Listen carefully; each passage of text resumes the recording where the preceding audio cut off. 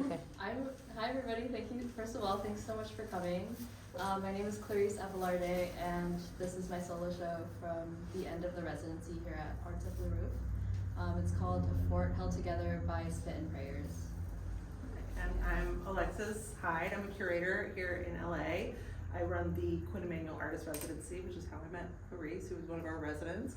So it's fun to see her at a new residency and see what she's done with this one. Yeah. I would love to start off really quick, just like, can you give a rundown of what the Arts of Blue Roof residency is and like what the mission is here? Alright, so the Blue Roof Residency is a women-only residency. They want to foster women artists and give them a space to work in, and also like just have a exhibition space as well to like show their work at the end of that. They have a $500 stipend every month and for supplies and things like that. And they provide you with a studio and a little storage area and your own private restroom, so that's like really nice. That's really nice. Yeah, it's great. Bathrooms are key. And Dahlia Lynn is the artist and kind of brains behind that this operation here. Right, and she founded this space. Yes. It's in an old church, and so her studio is in the main prayer room, so it has like these massive ceilings, just incredible. So Yeah. yeah. It's really, I've been to the space before, and it was really exciting to meet Dahlia and hear about how the program works, because it's, she's really interested in, fostering community, and, she knows the struggle for finding space and time to be able to make, and especially for women artists. And so the fact that she's able to have found this space and like continue to give back and have this all be sustainable is absolutely incredible. Yeah. So you want to start with the residency? Actually, let's start with Clarisse's practice, because I want y'all to know, like, she's just such an incredible artist, and I want to know like a little bit more about like what got you started in art. What was like the first, I think this is for me? So I was doing accounting for a while after I dropped out of college, and for a few months I was just like, this can't be it. Like, is this just gonna be my life? Like, I'm just gonna be typing numbers on an Excel spreadsheet forever? Like, and as I was typing stuff, I would be drawing at the same time, and I was like, maybe I should pursue this thing as well. And so I started going to community college, and that's when I started to realize, like, a lot of my professors and my fellow students were like, yo, like, you're kind of good. Like, you should probably like do something with this. And it kind of just like snowballed from there. So after that, I just went to Cal State Long Beach, and then just started doing residencies, and that's where we are now. So I just like kind of like followed this thread from there. Yeah. Yeah. And so you went from drawing to painting. I know Cal State Long Beach has a really good painting program. I'm a big fan of a lot of painters from Cal State Long Beach. Yeah. Cecil.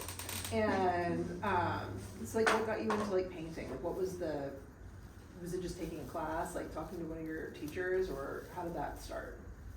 Right, so I feel like I was painting in high school as well, but I never really like took it seriously.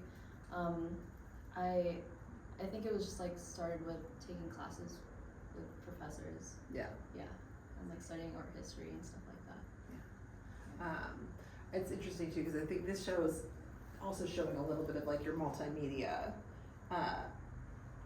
proclivities, if you will. There's some paintings with some sheer work over here. We have a weaving here, and then we have two paintings that have a sheer canvas, if you will. We've got seats here also, if you can find more wherever. I know we're kind of a little full, but these are pillows. They're very comfy if you want to sit. Put you on blast like right now, like welcome, and have you sit in the front if you guys want, but these are really comfy.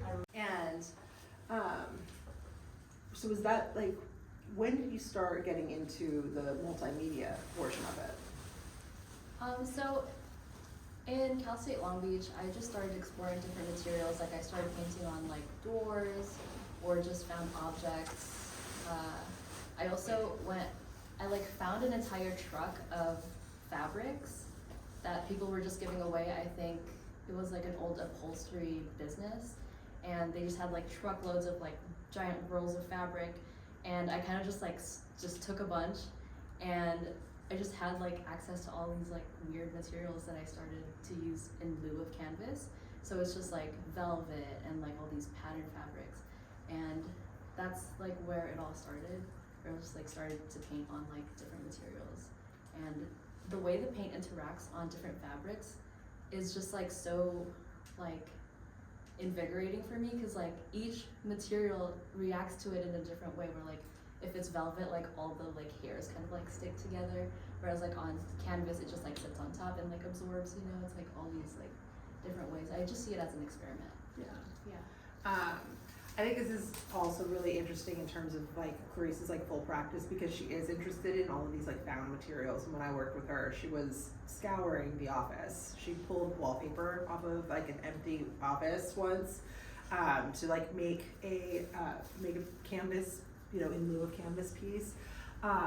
And I think this is really exciting because it is like these like everyday materials, just like what's happening in your life, but that's also your subject matter. Like it is just what's happening in life. Like one of the pieces that you applied with, one of the first pieces I ever saw of hers is her eating a burger in a car, just driving.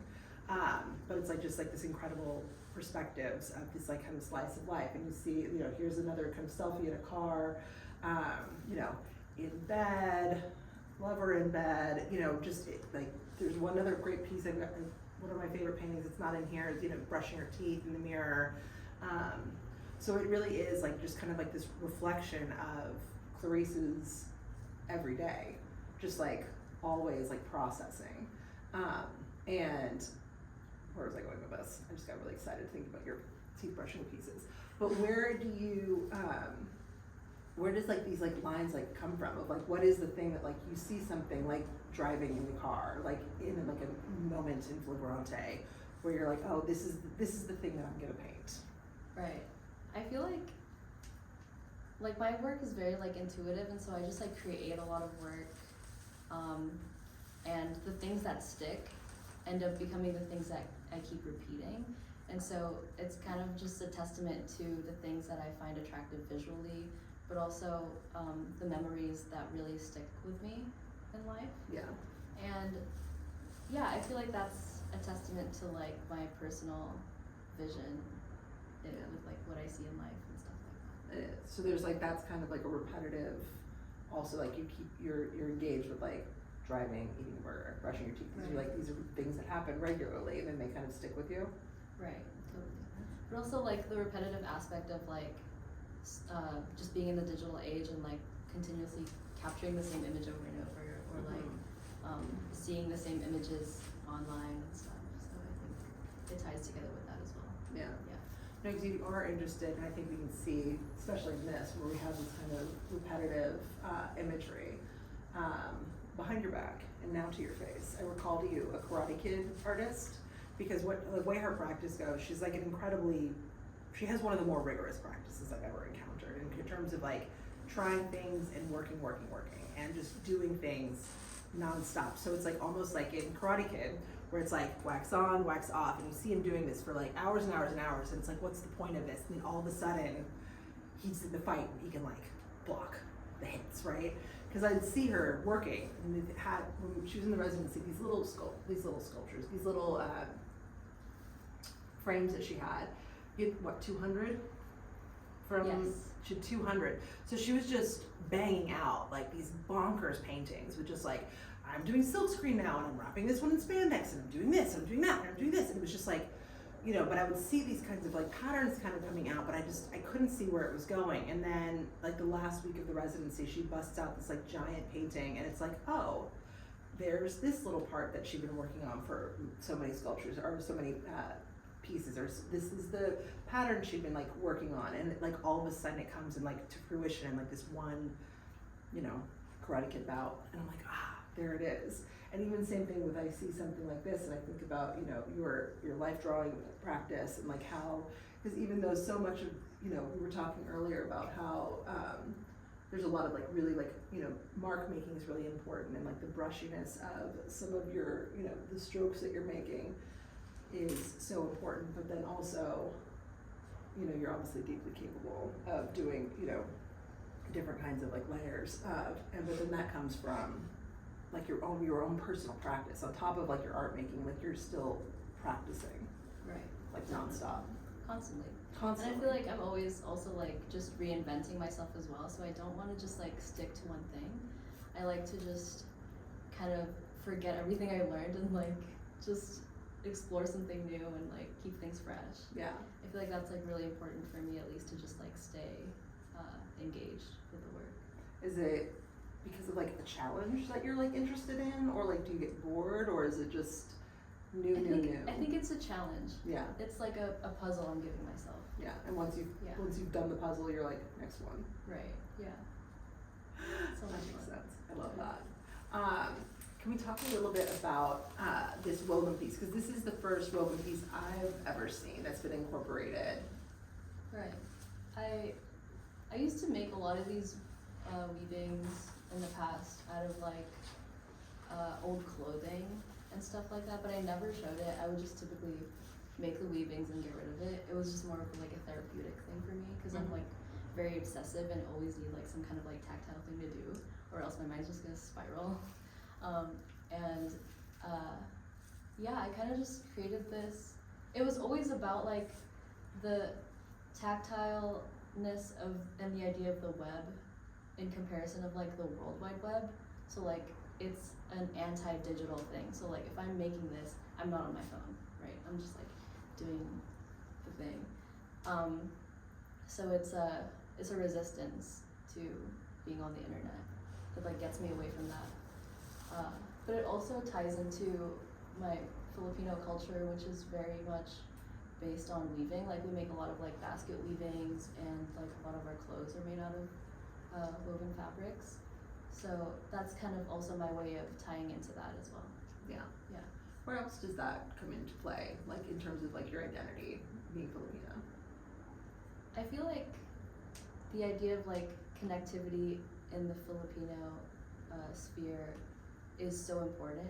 Just like in general, like the way that we interact with people, like we like to see people as our own kind. Like we just like have this like weird like personal thing where like we take people in as if they're our family, you know, and like we foster these connections in such a deep way where like you're part of me and I'm a part of you now. Like it's like we're like roots, like we're like trees with like roots, and our roots are all just like entangled with each other, you know, and we're all just like giving each other nutrients, or like, you know, and that's kind of like how I just operate as a person as well. Like if I see like opportunities that would be good for people, like I send them things, like, you know, it's like we're all just here trying to navigate this world and like trying to help each other.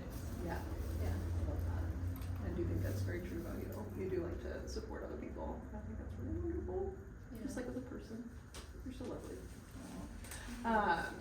I want to go back to what you were saying though about like being off of your phone as like a drive, because so much of what you do engage with is selfies, kind of like that digital like communication in terms of like, you know, how we see women presented on Instagram or on the internet, even in like pornography.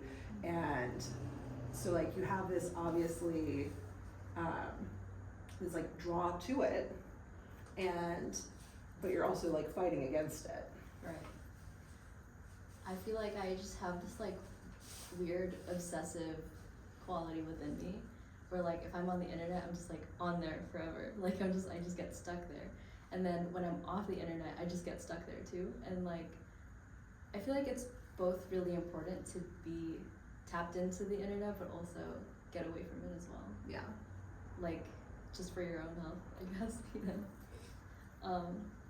But yeah, I feel like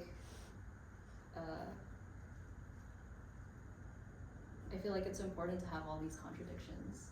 Yeah. Yeah, not just as an artist, but as a person in general. Like we're always like, we're never just like one thing. Yeah.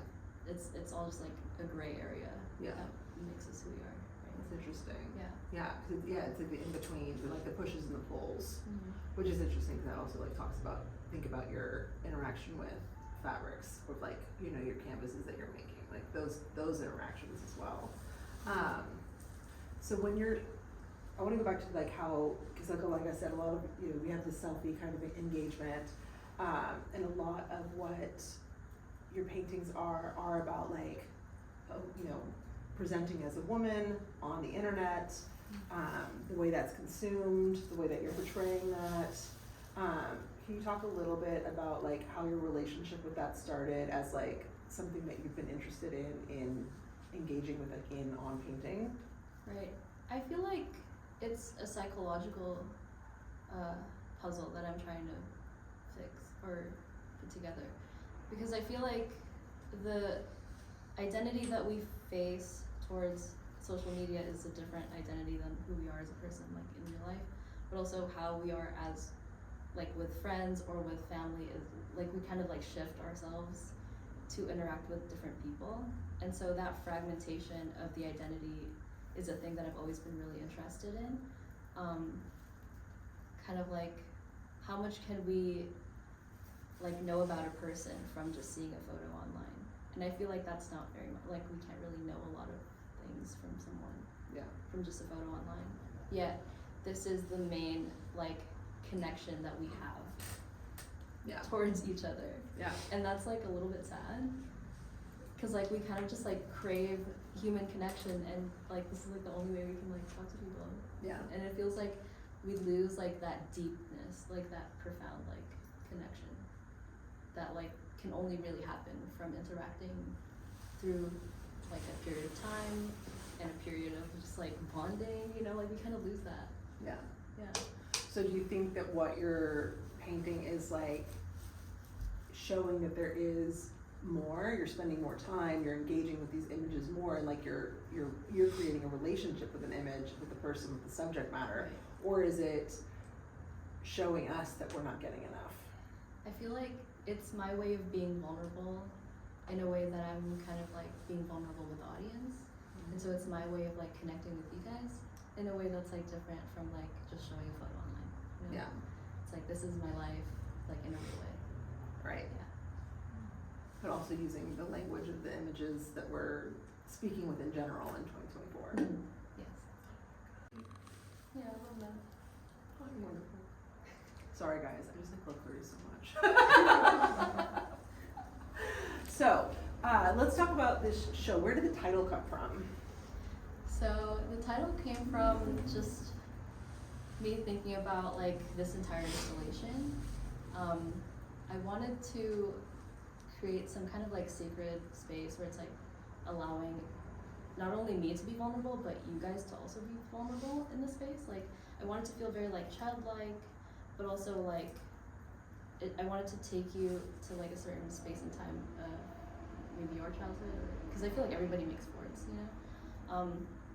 but the spit and prayers part comes from the idea of being creative, and like the idea that we kind of just like hope and wish and just like we're like we just want to like be known as an artist and like be seen as someone of value, and I feel like we're always just like kind of, it's like a balancing act, we're just it's all just holding on to dear life, held on by like spit and prayers, this is like the dream kind of. I love it. Okay, so we're in your fort, which is fun because there's also like, we have like the bedroom vibes, we've got undressing vibes, we have a blanket that you've made out of found materials. Was this all part of your curatorial vision of like, just like having this like be like kind of like an intimate moment for all of us? Yeah, definitely. I feel like it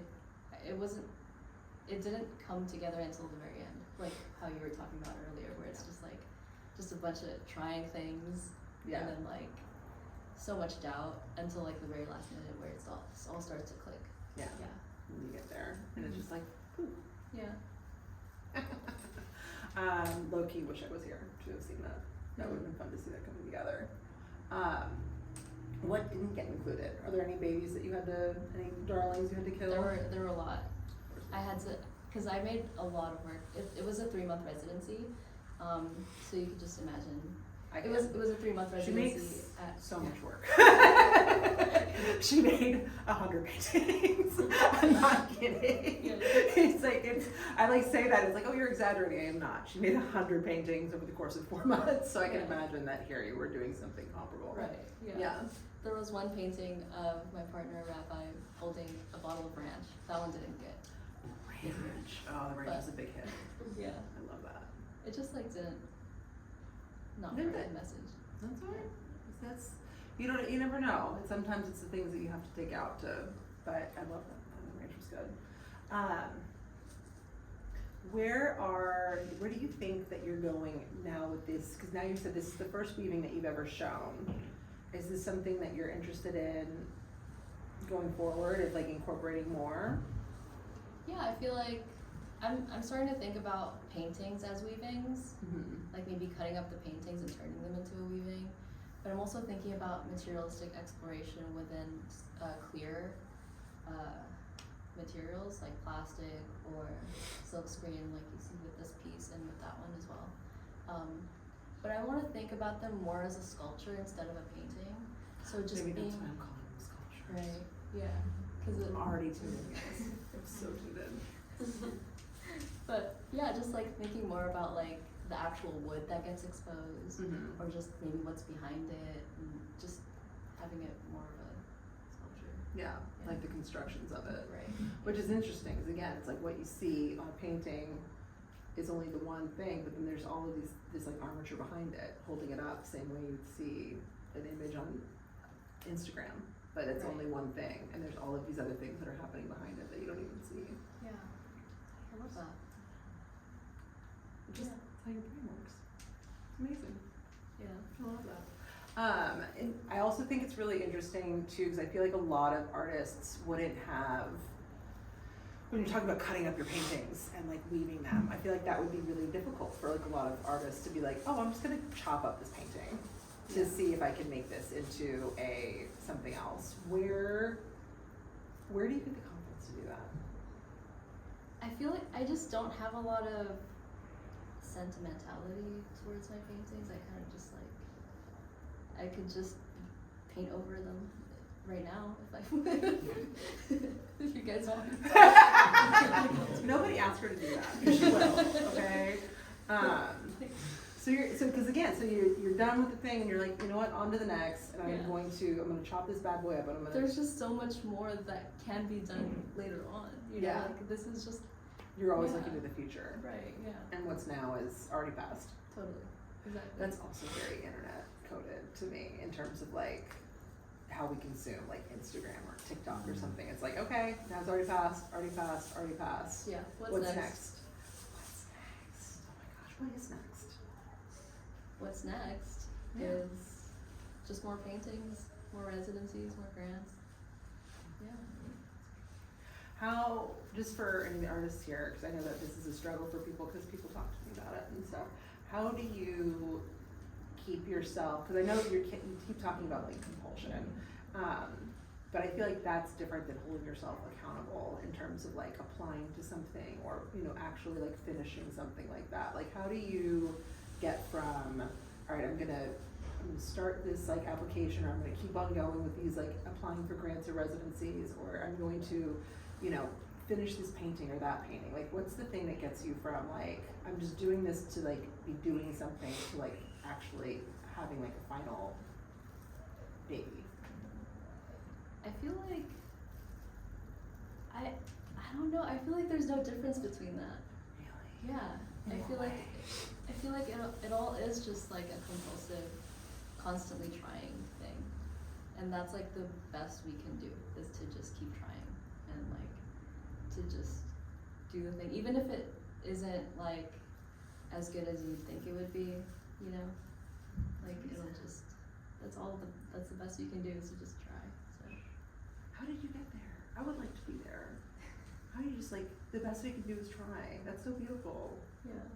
How'd you do that? I feel like just like being more gentle with yourself and like not being so like, because I feel like I used to have like a tiger mom in my head Mm-hmm. saying, hey, like do the paintings or else, you know. But then it's just like I started thinking about it as like, instead of being a tiger mom, just like be a nicer mom that's like more supportive. So just like instead of like being so mean, I just go like, oh yeah, sweetie, it's okay. Like, you know, just like having a nicer person in your head that's telling you to do things. That's really nice. And just be like, oh well, if you don't paint today, it's okay. Like, 'cause it is okay. You need it. You need like a break sometimes. You know. Yeah. So. I'm really happy that that's your inner monologue. Thank you. It sometimes goes back. Of course. But then you're also probably nice about that. We try. We just keep trying. Yeah. Fabulous. Okay, also I'm gonna go back to something that Clarisse and I talked about before y'all got here, because I think it's really exciting in terms of the weaving here and then the weaving kind of ideas that you have in that painting that's behind everybody. You said that once you started doing this weaving, you wanted to incorporate the weaving into this painting, which was a painting that you said you've been struggling with, which we talked about way before today. What about this weaving affected the weaving in this painting? It's a very long question for just how did one influence the other? I think it's always about connectivity, and so like this is my way of connecting with the fragments of the painting and connecting with the rest of the show as well. Mm-hmm. So the fabric weaving, I guess, also ties in with the fabric weaving of like the Filipino culture as well. Mm-hmm. And so just adding that is just a little like Easter egg. Easter egg. Yeah. It's really nice. I also think about in terms of like weaving and again that like push and pull, which is also like a physical movement of like weaving. You know, you're pushing, you're pulling and stuff. I think about it especially in this painting right here, because of like this is the one that has the most in terms of like your like the heavy strokes, the heavy paint, like right up against the real detail. And I want y'all to see. Oh my gosh, I'm sure this skirt's like stuck to me. Not only like in the skin here, but just even like the detail work of like kind of the hand and the Toyota symbol in the glasses, like these reflections, but like having that push and pull. Oh my God, I'm so sweaty. Is really exciting. What's exciting about those contrasts to you? I feel like it just shows like multiple dimensions where like the viewer is looking at me but I'm looking outwards, and so the viewers is also seeing what I'm seeing.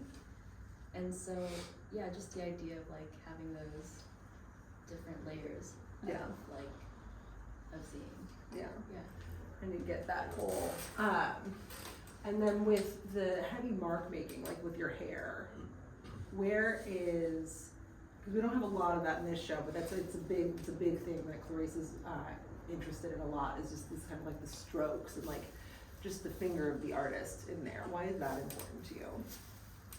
I feel like it's just an immediate emotional mark that a lot of people could relate to. Like they could kind of imagine making that mark themselves. Mm-hmm. And so I feel like it's more of a relationability to the audience. Like, oh, like this is a mark you could have made.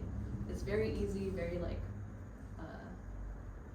with different definitions of the word easy. Primitive. I couldn't do that. So that's interesting. So you're getting, so it's like, this is, again, like mirroring your audience and relating to your audience and like connecting and being vulnerable. Yeah. Can you tell me a little bit about who these two ladies are back here? Because those aren't you. Because a lot of times, obviously, Clarisse works a lot in self-portraiture, but those are not you. Yeah, these are women I found on Pinterest from like kind of a party scene, and it was just an exploration of like the idea of an Asian baby girl, or like the things that we would see on social media and how they would like portray themselves as like a sexual object. Can I ask you, for anybody who might not know, what is an Asian baby girl? It's a Asian woman, a young Asian woman who likes to go out and drink and like be promiscuous and. My elder millennial is showing. I'm sorry, guys. Okay, so just like a cute, fun girl having fun. Right, and it's just like, what is my relationship to that? Like, am I one of that, or am I? I don't know. Do people just see me as an Asian baby girl, just because? Do y'all? You don't have to. I don't know. I see you as an artist. Good. I hope so. So that's interesting. So do you think, so in engaging with them, and like this is like, so it's not even about just like what you're portraying of you and putting on social media, but it's also what you're consuming. Mm-hmm. Right.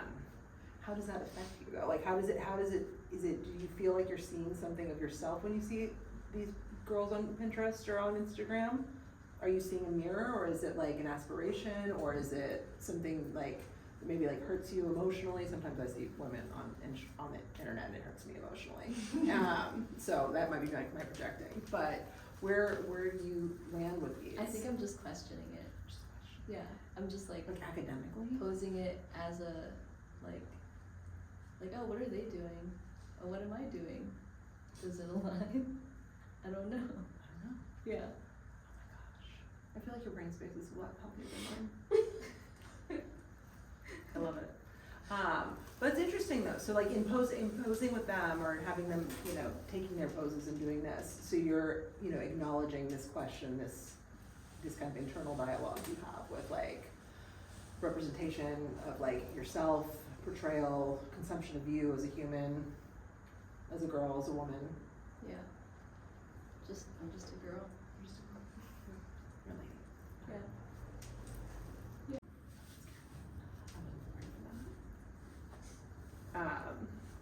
So do you, actually this is funny, I've never seen a painting of you partying. That's right. maybe that could be the next thing. Yeah. Yeah. Yeah, because it's like it's a lot of intimate spaces with you. Yeah. And then those are not intimate spaces with them. Right. I guess I don't take enough pictures of me partying. Never too much fun. We should party more and take more pictures of me drunk. Alright, that's the big assignment, guys. If you see Clarisse out on the town, take a picture and send it to her. We need to see it in action. And then maybe that'll help your gather evidence in your scientific academic pursuit of, are you an Asian baby girl? Yeah. Maybe not. Maybe not. Yeah. You might find out. Yeah. I don't even know. We'll see. So what does the future hold for your sculpture making? Do you think that you're going to stick with fabrics, or do you think that there's going to be more materials coming in? I think I'm chilling out on the crazy taking everything in. Mm-hmm. I think I'm just gonna be specific on like just see-through material and maybe weaving. Okay. Yeah. And see where that takes you, where that puzzles out. It's a little overwhelming to just like do everything. So Yeah. yeah. I would imagine so. I think that about you all the time. Like you're just doing too much. Or no, it's not true. I just think I'm always in awe of the capacity that you have to be doing everything. That is a better way of putting it. But I like the idea of what a focused materiality would look like. Yeah. I think that would be interesting, especially after so many years of gathering, because Right. you have been experimenting with so many different materials. Yeah. That's fun. I'm excited. It's gonna be fun. Can we ask and see if people here have Yeah. questions for you? Sure. Do you guys have questions for Clarisse? I'll go. A fort is very strong. Spit and prayers are very fragile. Can you talk about sort of the dichotomy between sort of those two, how they compete, Yeah. and even like speaking towards how strong and focused some of these works are and how fragile some of them are? Yeah. So I feel like the idea of a fort is kind of just like a protective sphere. It's like, that's how I think about it. It's just like the walls that you put up against the outside world. And I feel like within the outside like confines of this fort comes in a really jelly inside, where it's like a hard shell with a jelly inside, and that's what this show is about, right? It's like all these like walls we put up, but you step into it and kind of like dig a little deeper and you realize, oh, these are like, it's just a really vulnerable space actually. Yeah. Random stranger from the audience question. Total stranger, never seen it before. I think you, like Alexis was saying, you kind of have a real balance between like sort of realism and expression, and like just playful stroking, like almost like like the like the void of a full stroke or something. How do you find balance between that sort of look? Because it's hard to do. Yeah, I feel like it's important to have both, but like I feel like there needs to be more of one thing and just a little bit of the other to make it visually interesting, and where like you kind of look for that little thing harder. So like yeah, it's just like kind of it's a recipe that I've kind of developed over the years, I guess. And it just comes from a lot of trial and error. Like, there were times where I made paintings where it's all just a big mess, and that's just not good to look at. You know, so I feel like finding a balance between those. Like this painting feels a lot like just a big mess, but there's little areas where I just like dial in detail, and that's where like it makes it more interesting. I feel like. Something that I really like about your work that I've seen, all the things that I've seen, are the ones that have like almost like a element of humor or like sarcasm in them that like makes me feel like your perspective on it is like almost like you're dissociated from the moment and you're looking at it in like a weird, like this is so dystopian or something, so you like make it a little bit humorous. Is that actually intentional, or am I just completely projecting that onto you? No, I feel like there is that like disconnect, because a lot of these images that I'm using are like printed out and then like thought about. Like I just like lay a bunch of things out and just like figure out which ones would work. But I feel like the way that people interact with the paintings can be a different perspective than mine as I'm making. So yeah, I feel like it wasn't intentional, but I'm glad that it. Yeah, like for example, the hot dog one, like that just goes humorous to me, or like the brushing your teeth, you know, even though it just feels like there's an element of silliness that's like I appreciate, because it's like another dichotomy thing. Do you know what I mean? Yeah. I feel like I feel like that's like, I guess it's just part of my life, just like taking funny photos and that I keep to myself and no one ever gets to see, and then you get to see it in a painting. Yeah.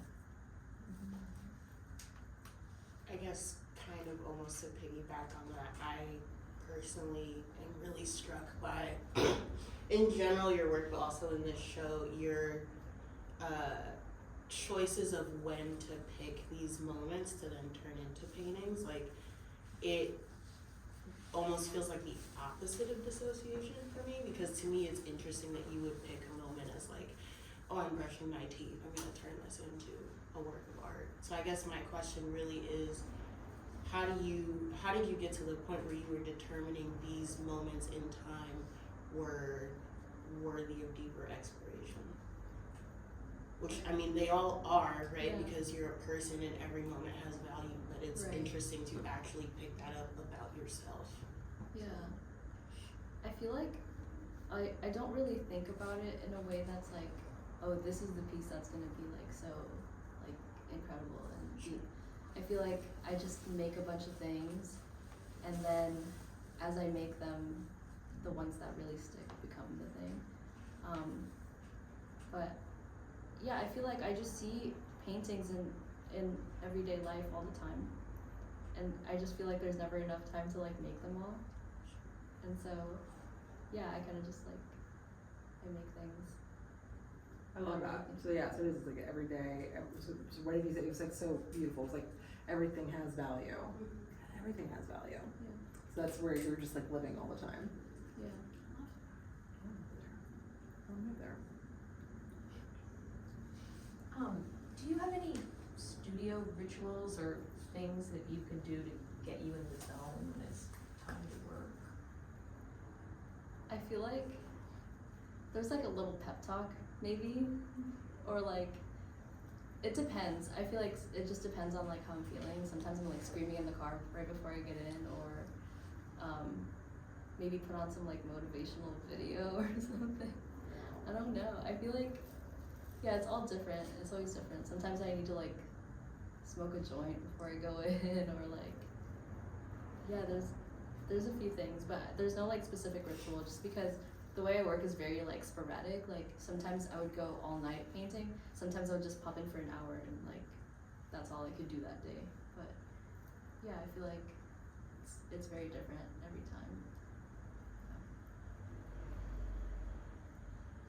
I love that. I feel like there's a lot of grace in that, of like forgive, like it's like, oh, today I can only paint for an hour. I feel like I know a lot of artists who would beat themselves up about that, or like, you know, it's like, oh, okay, like today has to be a day that I'm happy to paint. But like if it's not a day, then like what can you make if you're not in the You're gonna make space bad for it? stuff. Yeah. Yeah. How do you get to that point? Like if you're in like an hour and you're like, this is all I have to do. How are you just like, you know what, I'm good with this. This is just like this is like the non-tiger mom saying, you know, Clarisse, you did good. You tried. Yeah.